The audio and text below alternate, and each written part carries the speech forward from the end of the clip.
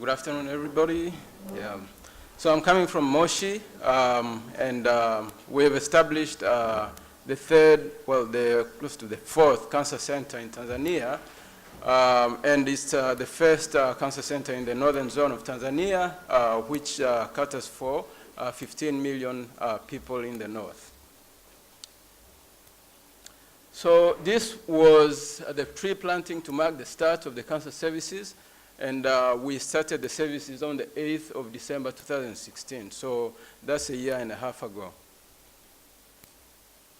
Just an introduction, breast cancer is the most common cancer in women, both in the developed and less developed world. And worldwide, over 508,000 women died in 2011 and due to breast cancer. And about 50% of these breast cancer cases and 58% of deaths occur in less developed countries like Tanzania and like other countries in the Greater Horn of Oncology.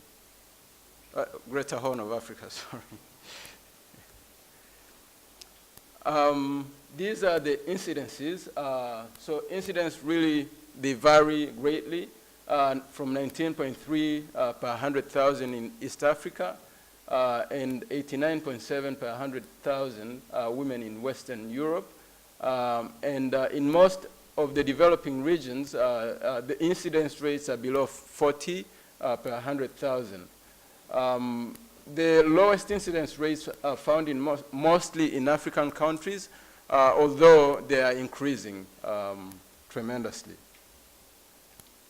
Survival rates, so with regards to breast cancer survival rates, they also vary in that 80% or over in North America survive, in Sweden and Japan, and to around 60% in the middle-income countries, and below 40% in low-income countries. This is a beautiful center. So some of you have been there before climbing Kilimanjaro. Yeah. So we started with a clinic. So we started with a phase one. Phase one being construction of a clinic, an outpatient clinic, and an infusion unit for systemic treatment delivery. These are the services available. So we had surgery on site. And surgeries are usually the modified radical mastectomy with level 1 axillary lymph node dissection. And we have pathology services, and currently we are training technicians to perform immunohistochemistry for both ER/PR and HER2 new status. With regards to pathology, we don't have frozen section capabilities. Facilities. So that's why the surgeons have been performing mastectomies for all women coming irrespective of stage. And for imaging, we have mammography, ultrasonography, and CT scans. Our mammography had been on and off the services, so we've been using ultrasound instead. And we have oncology services. We provide systemic therapy, both chemotherapy and targeted therapies. And with regards to systemic therapies, chemotherapy, we do have the usual range used. So both anthracyclines and taxanes, sorry. So our usual neoadjuvant chemo would be AC plus T. So AC times 4 and then T times 4. And depending on whether the patient is has national health insurance, then we may add targeted therapy, trastuzumab, to the taxane. We don't have a radiotherapy as of yet. These are wonderful collaborators, Fairview Oncology, adult oncology nurses. So how we have started our services was that we didn't have trained staff, especially nurses and pharmacies. So we had collaborations coming to on-site training, just short courses of intense training to staff So both to the nurses as well as the pharmacists. But also not only international, but also nationally. So we are in very good collaboration and cooperation with Muhimbili Pediatric Oncology Unit. And so they have really helped us train our nurses, because they had started the services quite for some time. So they helped our nurses train in their unit on safe chemo delivery and yeah. Here we are. This is our chemotherapy infusion unit. We started with 6 bays and have expanded now to 18. So 18 up to 20 patients would have chemotherapy. And we have divided the week into 3s. So 3 days of chemotherapy and 3 days of clinic. So 1 day is a double day. So we have pharmacists who went to Muhimbili actually to train as well in self-chemo delivery and mixing. We do have great collaborations from Germany in DFAM, which is a mission, who have been sending some of their staff, qualified staff, to assist our staff on a yearly basis. And they do also help us with cytotoxics as well. So this is a bit of the trends of patients that attended at KCMC since December, end of December, 2016 rather, and then to June. We've had overall new patients, 969, and they have been increasing in number. Out of those, as you can see, breast cancer and prostate are the number 1 and 2. There is a bit of a bias in that cervical cancer, we don't receive cervical cancer patients in our unit because they are sent directly to Ocean Road for radiation treatment. Or they are seen by the gynecologist if they are early enough for surgery. So the patient's demographics, as you can see, that's the age distribution.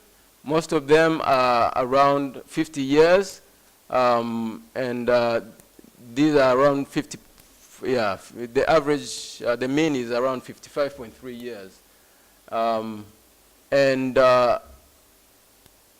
Going on, obviously there is, we've had so far 3 male patients treated, and most of the patients come from Kilimanjaro region because of the vicinity.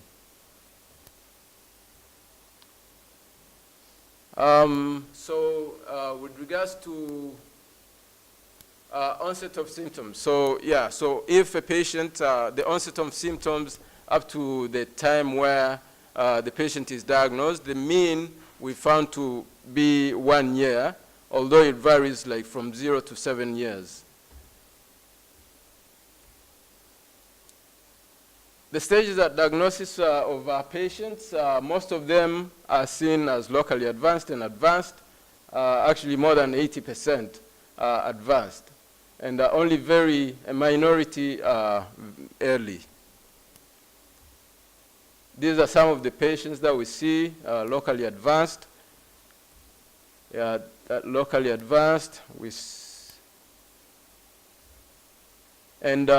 Yeah, so this, before we started our services, this is what we were facing. And during our practice in the 1.5 years that we had. So most of the patients we would have had mastectomy up front, irrespective of their locally advanced stage. Most of the time the tumor, there's gross tumor residual, so R2 resection. And from our former presenter, you can see that it increases the local recurrence rates as well as decreasing the overall survival. So one of our goals was, how can we reduce the rates of upfront mastectomy? So with the 1.5 years, we've been able to achieve that, through many ways. So one, through establishing, we call it an oncology ward round. oncology, palliative care, and ward round. And usually we do it to the surgical department, but we also go to other departments. And we have been hammering the surgeons to bring the patients to us before they do anything.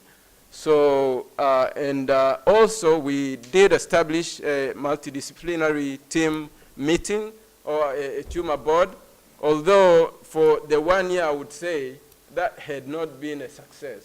So as Dr. Nesri was alluding to us is that like, it's very difficult to influence the other departments to actually join you for such a cause, even though it is very important. But I think time is a factor. So we nearly gave up, but then just this year, we really started seeing a difference. So more and more specialists are coming, more and more departments are getting involved into cancer care together. And that's why we have come to such a success. The intent of treatment, so yeah, 45% of our patients are curative, and 55% of our breast cancer patients are palliative. So because of that, we thought, yeah, let's start to invest in the community. Let's find them early. So let's prevent, let's make people aware of early signs and symptoms, and let's get them early and diagnose them early so that we can treat them and cure them. Here we have our first Breast Cancer Awareness Month back in 2016. So these are women who are breast cancer survivors, together with some of our nurses. So we had a day with them, and each had a present. And also now, like, they have formed a group, actually. So they have formed a group, survivor group, and they usually help us with prevention campaigns that you will hear from my colleague later. Here we are, the first World Cancer Day in Kilimanjaro region, back in February 2017. So yeah, just lifestyle changes, and so people were really like, they came out, and we came and we went to run a marathon, some walk, and this has been in a yearly basis. So we had one this year as well, and obviously it's going to be a sustainable one. During that day, we usually, after the marathon and so on, we have stations. So each department in its own right does present on what they do in terms of cancer care. So there was the radiology department, so we showcase our services to the community. That has been very important because in the community, not many know of our services at times, and that's why maybe they go to the local healers. But also to know just a bit about our services in that, like, the research-based medicine and evidence-based medicine, and also seeing from the survivors how actually they can be cured. So it's been quite a success in that way as well. So thank you so much. That was a breast cancer survivor. Unfortunately, she passed away, but then the fight continues. Thank you.